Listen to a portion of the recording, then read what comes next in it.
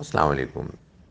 دیکھیں، اس بات سے مراد کہ اللہ تعالیٰ نے آسمانوں اور زمین کو 6 دن میں بنایا اور پھر وہ عرش پر متمکن ہو گیا، اس نے انتظامات سنبھال لیے۔ اس سے مراد یہ ہے کہ اس نے اس کائنات کو بنایا اور پھر بنانے کے بعد اس کو چھوڑ نہیں دیا، اس کو بھول نہیں گیا، بلکہ اس کے معاملات کو سنبھالا۔ یہ جو عرش کا ذکر ہے، یہ تو اصل میں قرآن نے خود بتا دیا ہے اس طرح کی تمام باتوں کے بارے میں کہ یہ استعارے کی زبان ہے، متشابہات ہیں۔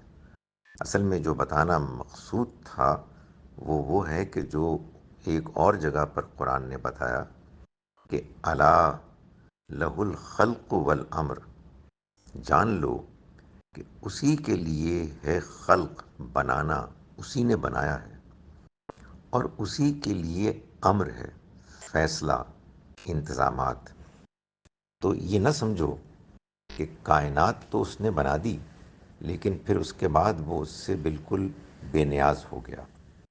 اسی تصور کی وجہ سے، یعنی کہ اللہ نے صرف کائنات بنائی ہے اور چلانے میں وہ اتنا دلچسپی نہیں رکھتا، شرک نے سر اٹھایا اور لوگوں نے پھر انتظامات میں دوسری ہستیوں کو مان کر ان کو پکارنا شروع کر دیا۔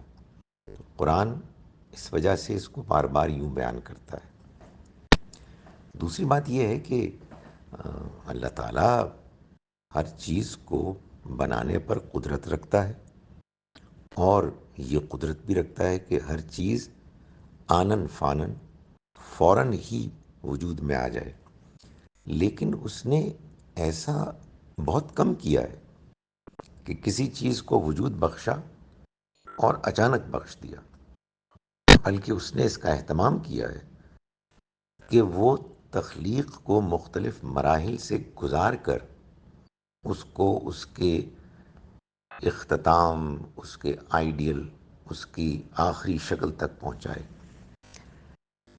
اس سے وہ یہ چیز ہم کو بتانا چاہتا ہے کہ جو کچھ اس نے بنایا ہے اس کو اہتمام کے ساتھ بنایا ہے، یعنی اللہ کی تخلیق میں بہت کچھ ہمارے لیے تیاری ہے، اہتمام ہے۔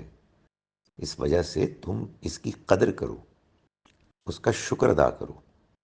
اچانک آنن فانن بننے والی چیز کے لیے انسان اتنا زیادہ متوجہ نہیں ہو سکتا، اس کے اندر اس کی اپریسیشن کا وہ میلان نہیں پیدا ہوگا جو میلان اس کو اس کے نتیجے میں ہوگا کہ کوئی چیز ایک لمبے عرصے مختلف مراحل سے گزر کر بنی ہے۔ جیسے انسان ماں کے پیٹ میں 9 مہینے مختلف مراحل سے گزر کر پیدا ہوتا ہے، تو اس کے اندر ماں کی قدر پیدا ہوتی ہے اور اللہ کی مہربانی اور قدرت کا احساس پیدا ہوتا ہے کہ کیسے میں بالکل ناتواں تھا اور پھر مختلف مراحل سے گزر کر یہاں تک پہنچا۔